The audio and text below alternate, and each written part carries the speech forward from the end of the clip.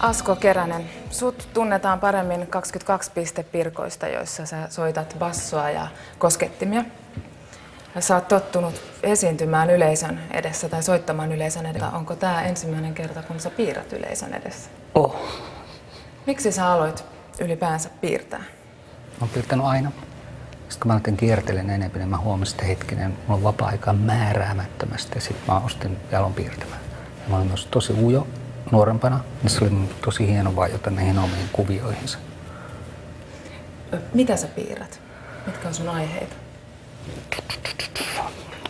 Mä tuolla tykkään semmoista primitiivisesta taiteesta, mitä intiaanit tekee. Mä melkein aina yritän matkia omalla tavallaan sitä. Piirrätkö sä, mitä sä näet, vai piirrätkö sä sitä, mitä liikkuu sun pään sisällä? Enemmän sitä, mitä liikkuu mun pään sisällä, mutta mä yritän opetella myös piirtää vaikka tuota kameraa. Niin, ihan niin sitten teknistä juttua. Joo, musta olisi ihana osata piirtää oikein, myös niin noi portaat. Yleensä mä vajon omaa maailmaa. Miten ympäristö vaikuttaa siihen, mitä sä piirrät? Että esimerkiksi tänään sä piirrät täällä koirapussa. Joo. Miten sä luulet, että tuleeko se jollain lailla näkymään sun piirustuksissa? Musta tuntuu, että mun käsi tärisee, mutta toisaalta mä piirsin tämmöisen niin kuvan kamerasta, kun se makas tossa. Eli niin kuin, kai tää niin kuin on sit... En mä kotona tuommoista kameraa piirtäisi. Hei, te olette jo 90-luvulta lähtien niittäneet mainetta ulkomailla ja 22 pistepirkolla on oikein kulttibändin maine Keski-Euroopassa. Niin mitä mieltä sä oot suomirokin kansainvälistymisestä? Se on niin hienoa. Se on aivan ihanaa. Mä muistan silloin joskus, niin kun tuntui, niin kun sillä olisi ollut lasikatto, mitä ihmiset yritti rikkoa. Ja se on niin rikkoutunut niin monella tavalla, että niin underground-bändit menee, keskitason bändit menee ja sitten niin ihanasti myös tommosia listamenestyjiä. Se on niin aivan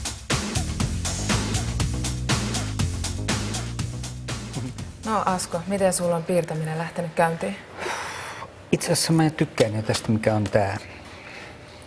Joo. Ja tässä mun mielestä, tää miellyttää mua tänään. Siellä on jotain tosi hyökkäävää tulossa, sapelit lentää. Joo, tässä on jotain riitaa. Ja sitten tässä on tää yksi kaveri, jos tää lähtee. Mistä ihmeestä toi riita syntyy? Musta mä yritin matkia, kun mulla on yksi sellainen vanha työ, missä on näitä puukkoja ja sitten siinä on sellainen kaveri ja sitten sillä on semmoista ihmeellistä hirveä sarvet ja sitten se on tosi vihainen, niin sitten vaan huvikseni yritin matkia sitä samaa juttua, mutta se oli vähän erilainen. Mutta tää on aika raivona. Joo, mä sanon melkein, että hui.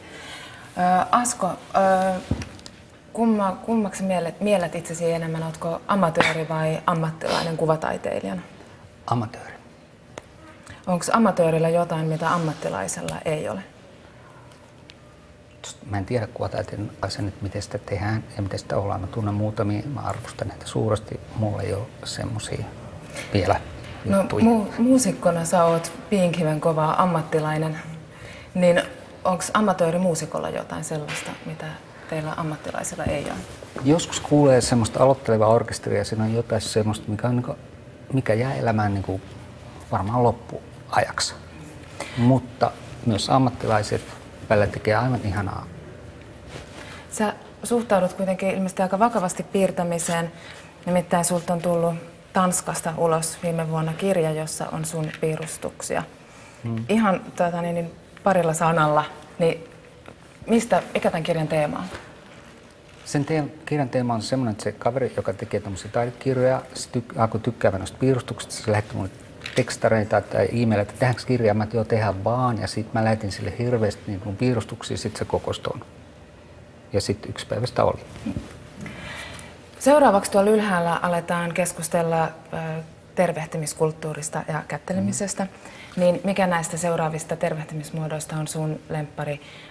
Kätteleminen, poskisuudelma vai halaaminen? Toi halaaminen. Saatko sua halata? Mä toivon. Sillä uhallakin, että meidän piuhat irtoaa. Finlantilainen tervehtii. Jos hän näkee hyvän ystävän, yleensä tervehdys kuuluu: Hello, how are you? Hello, I love you, won't you tell me? Hei Asko, onko muusikon helpompi alkaa tehdä luovaa duunia kuin sellaisen ihmisen, joka ei ole koskaan eläessään tehnyt taidetta? Kyllä mä luulisin vähän. Että toi muusikon tausta vähän jelppii sua tässä. Joo, kun on tehnyt ralleja mutta joo, voi olla. 22 pistepirkkojen musiikki on osittain aika psykedeellistä ja myös sun duunit on aika psykedeellisiä. Mikä sua siinä kiinnostaa psykedeliassa? Se on tasoja. Parhaimmillaan se ei ole tylsää. Mitä tasoja siinä on? Vaikka mitä.